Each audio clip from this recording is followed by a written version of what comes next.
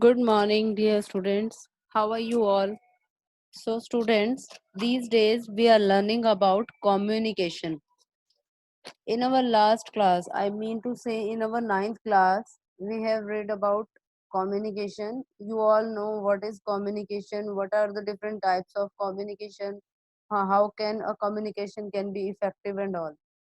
In our last class, we learn about feedback in communication.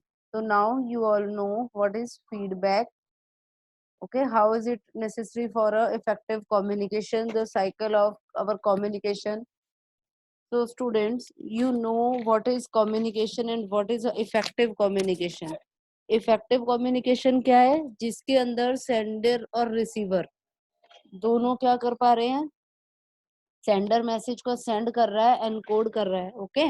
Then receiver क्या कर रहा है? उसको रिसीव कर रहा है डिकोड करके, और फिर फीडबैक जा रहा है। ये प्रोसेस है हमारी कम्युनिकेशन का, ठीक है। तो कई बार आप लोगों को पता है कि हम कम्युनिकेट करते हैं किसी से, लेकिन कुछ बैरियर्स आ जाते हैं बीच में। बैरियर्स का मतलब क्या है? कुछ रुकावटें आ जाती हैं हमारी बातचीत में। तो वो रुकावटें क्या क्या हो सकती हैं और उनको ओवरकम हम कैसे कर सकते हैं, आज की क्लास में हम यही पढ़ेंगे। बच्चों, ये जो बैरियर्स का क्वेश्चन है, इसके लिए आप खुद भी बहुत सारे बैरियर्स सोच सकते हो। क्या क्या रुकावटें बातचीत करने में आती हैं, वो आप खुद भी सोच सकते हो, खुद भी लिख सकते हो इसको, ठीक है। और इसमें आप कैसे उन रुकावटों को ओवरकम करोगे, खत्म कैसे करोगे, इसके ऊपर भी हम बात करेंगे। Okay, so now let's start our class. Barriers in communication. So first of all, we should know about what are the barriers. Barriers means a communication barriers is anything that prevent us from receiving and understanding the message. Means barriers क्या है? कोई भी ऐसी चीज जो रोकती है हमें कोई अपने मैसेज को रिसीव करने या समझने से। ओके, सपोज करो आप किसी से बात कर रहे हो और वहां पर सडनली बहुत सारे ढोल बजने लग जाते हैं या तेज म्यूजिक स्टार्ट हो जाता है, तो आप सामने वाले की बात को सुन नहीं पाते हो। So the noise is the barrier of your communication. Okay, suppose you आप किसी से बात कर रहे हो फोन पर और आपका नेटवर्क के कारण आपको उनकी आवाज या उनको आपकी आवाज समझ में नहीं आ रही। So the failed network is the barrier of your communication. समझ में आ गया? बैरियर मीन्स रुकावट हम लोगों की बातचीत में जो आती है। कोई भी मैसेज अगर कोई कन्वे कर रहा है, आपको अपने आइडियाज या थॉट्स को प्रेजेंट कर रहा है और वो अच्छे से नहीं कर पा रहा है, so it can be a barrier in communication.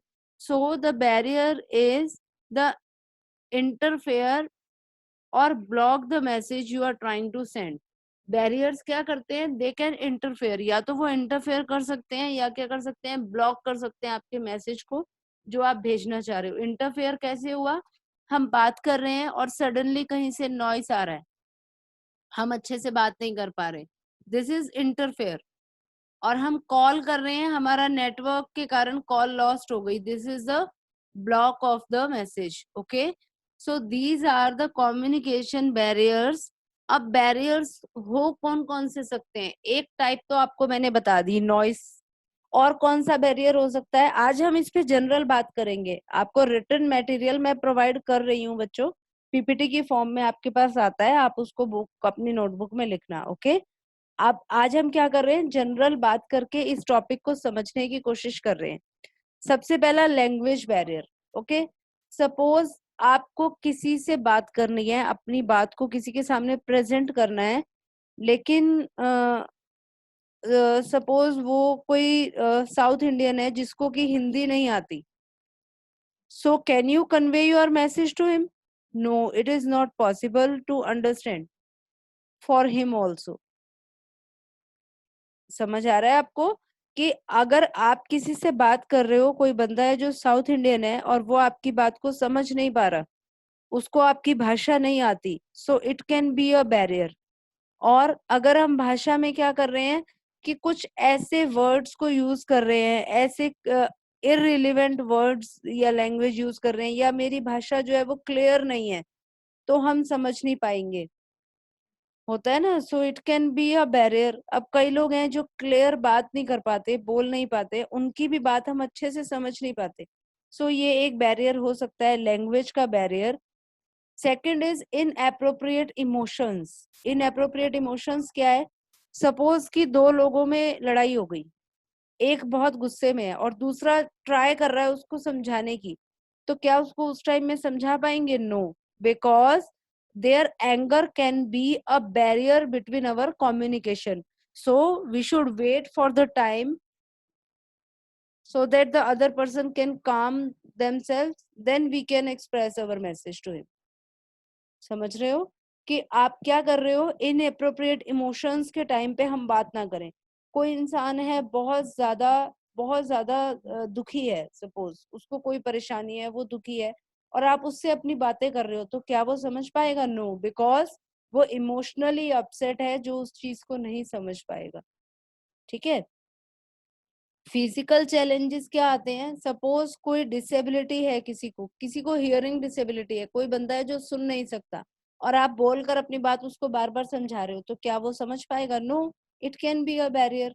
कोई बंदा है जो अपनी बात को बोल नहीं सकता, आप आप ऐसा सोच रहे हो कि उसकी तरफ से रिप्लाई आए, so if he can't speak, so वो कैसे रिप्लाई करेगा आपको बोल के? So it can be a barrier. Physical challenges can also be a barrier.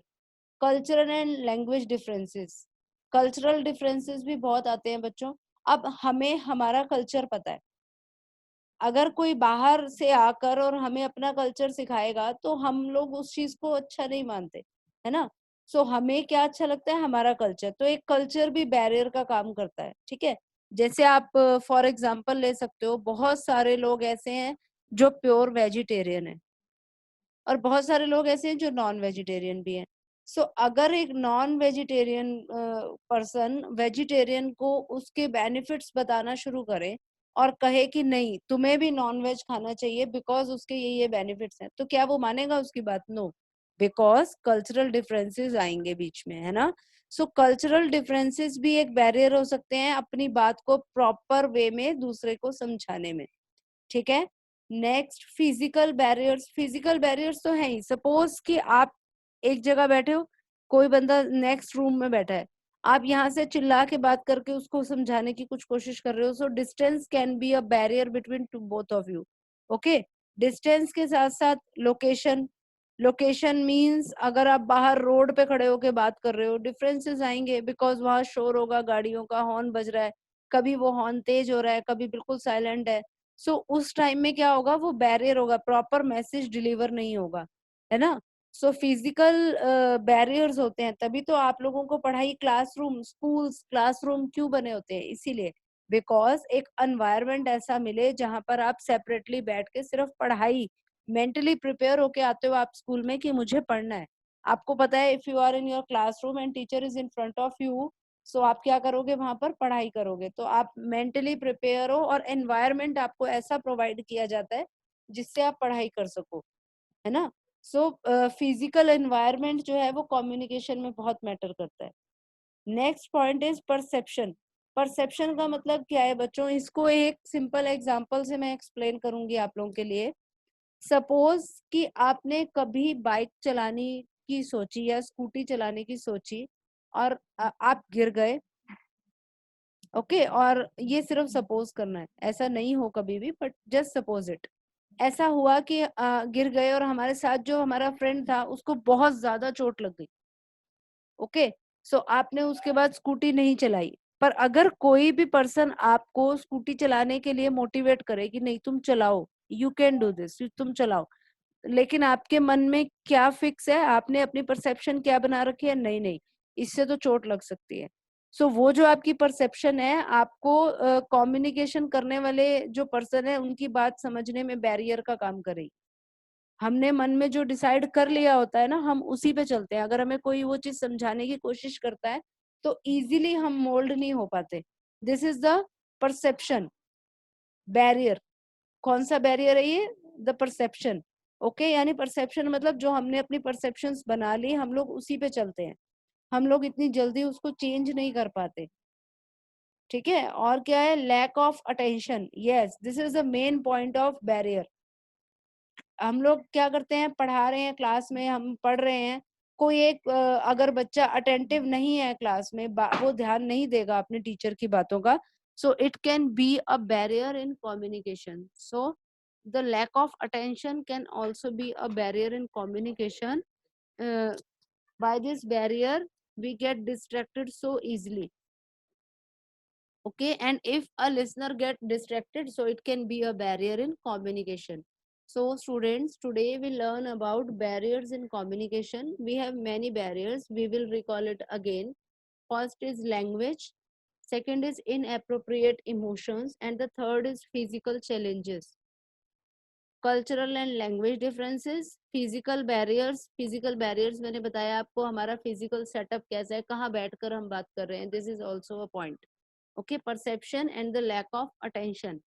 Okay, these are the barriers. So now we will learn about how can we overcome these barriers. तो हमें समझ आ गए हमारे communication में क्या क्या है.